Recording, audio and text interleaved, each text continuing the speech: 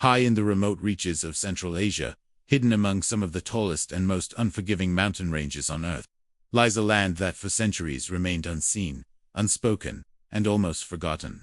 This is the Pamirs Plateau, often called the roof of the world.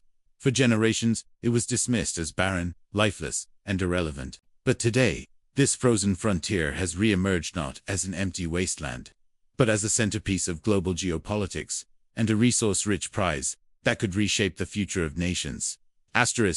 This story begins quietly, almost unnoticed, with a small handover of territory between Tajikistan and China, move that stunned analysts across the globe.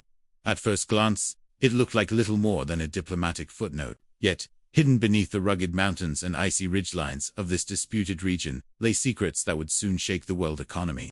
A land of harsh isolation, the Pamirs, stand more than 4,000 meters above sea level, carved by glaciers, battered by unpredictable weather, and locked in permafrost for most of the year. Few civilizations ever managed to hold this frontier for long, but history remembers it, not as a void on the map, but as a crossroads of empires and civilizations.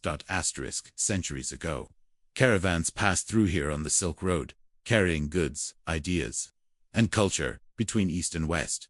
China's Western Han dynasty sent envoys into these highlands, laying the foundation for ties with Central Asia. Later, during the Tang dynasty, the region became part of the empire's protectorates.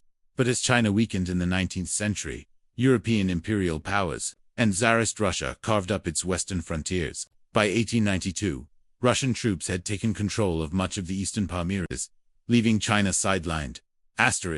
When the Soviet Union collapsed in 1991, Tajikistan inherited these harsh, sparsely populated lands.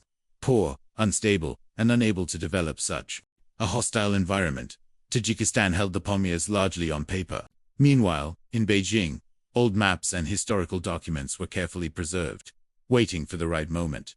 China's silent diplomacy, unlike the great wars of conquest that once redrew borders, China's strategy in the 21st century would be far more subtle. For nearly 2 decades, Beijing worked quietly, building a legal, historical, and diplomatic case for its claim. Instead of marching in with armies, China courted Tajikistan with infrastructure, investments, and economic partnerships. Roads were built, hospitals funded, and energy projects launched. Slowly, trust deepened. In 2011, the breakthrough came. Tajikistan officially signed an agreement recognizing China's claim to over 1,100 square kilometers of the eastern Pamirs. The world barely noticed. Western analysts saw it as an odd but minor border settlement. But for China, this was a masterstroke of patient statecraft. And then, everything changed. Hidden riches unearthed after the ink on the agreement dried. Chinese geological teams began exploring the mountains. What they uncovered was nothing short of extraordinary. At first, they found lithium, buried deep beneath the rock, an element now considered the lifeblood of modern technology. From smartphones and laptops to electric vehicle batteries and renewable energy storage, lithium powers the digital age. And the Pamirs didn't just hold a small deposit. They held a massive reserve, one capable of shaking global supply chains.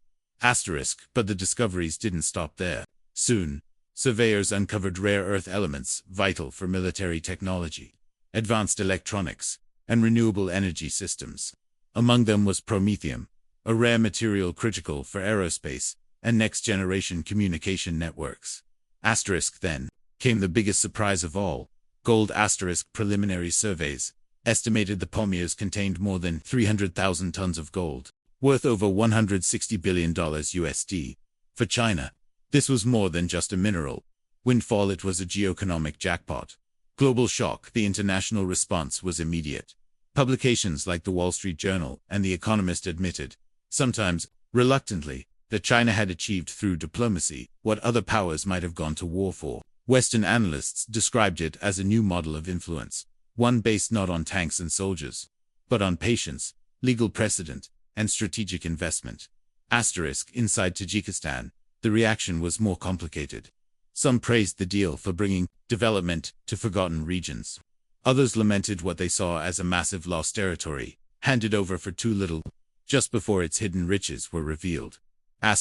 Yet, China had already anticipated this criticism. The agreement included profit-sharing clauses, ensuring Tajikistan would receive 3% of all future mining revenues. On top of that, Beijing poured billions into local infrastructure. Roads that once took 3 days to travel were cut to mere hours. Schools, hospitals, and hydropower plants were built in remote valleys. For locals, daily life improved in ways they had never experienced under Soviet or Tajik rule.